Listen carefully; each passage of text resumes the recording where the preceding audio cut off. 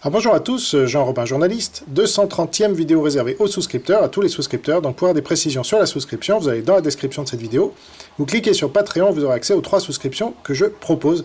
Ça commence à 3 € par mois. Alors, je vais faire à nouveau une vidéo sur ce qui s'est passé en Chine pendant le mois. Donc là, ça sera le mois d'août, comme je le fais désormais pour la France également, et sa collaboration avec la Chine communiste.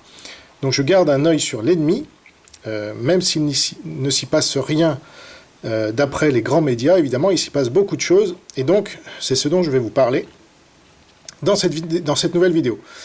Et donc, comme je n'ai pas grand-chose d'autre à ajouter en présentation, je voulais vous dire quand même que je me réjouis du décollage des souscriptions depuis juillet 2020, puisque j'en ai maintenant 5 à 10 nouvelles par jour, en moyenne, contre 1 à 2 par jour en moyenne les mois précédents. Donc là, depuis le discours de Macron notamment, il y a eu une accélération parce que les gens ont compris qu'on était en guerre vraiment et que c'est lui qui nous l'a déclaré au nom de ses maîtres de Pékin. Donc c'est une reconnaissance de plus en plus importante de mon travail, qu'on soit d'accord ou pas avec moi d'ailleurs et avec mes conclusions politiques, mais tout le monde est d'accord sur les faits que je rapporte, et que je suis le seul à rapporter, y compris donc mes ennemis politiques, comme les obsédés des Juifs, avec lesquels je viens de débattre 2 fois coup sur coup.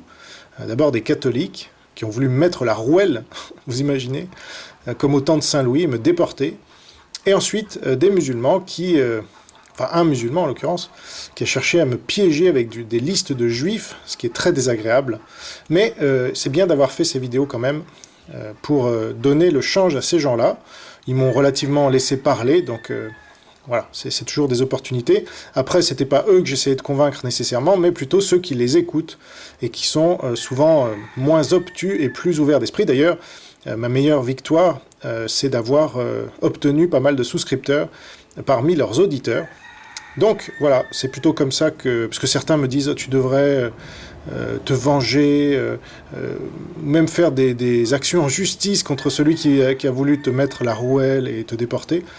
Mais d'une part, je suis défenseur de la liberté d'expression, y compris pour mes ennemis. C'est ça la vraie défense de la liberté d'expression. Et d'autre part, lancer des actions de justice comme ça, on l'a bien vu avec Dieudonné et Soral, justement, ça ne fait que braquer les gens qui s'enferment dans leur logique de martyr ensuite, qu'ils croient... bonne. Et donc, moi je préfère le dialogue, j'ai toujours préféré le dialogue, voilà, dans les limites évidemment du raisonnable. Donc là, effectivement, quand on veut me mettre la rouelle et me déporter, je dis stop. Voilà, j'avais débattu 3 heures en plus, donc c'était bien. Et avec le deuxième, il a été plus cordial, on va dire, mais c'était la même obsession des Juifs. C'est quand même assez hallucinant. Mais bref, donc, malgré tout cela, moi, je vais au combat, j'ai pas peur de tous ces débats, contrairement à la plupart de mes contradicteurs, justement, les Pierre Hilard, les Alain Soral et tous les autres. Donc, ça fait la différence, justement, entre des gens qui ont le courage de défendre leurs opinions, et les autres, les lâches, qui se calfeutrent dans leur tour d'ivoire.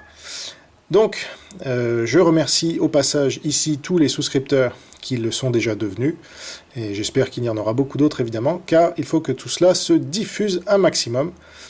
Donc je vous dis à tout de suite pour les souscripteurs, à bientôt pour les autres, concernant cette revue de presse, on va dire internationale, autour de la Chine communiste en août 2021. Au revoir.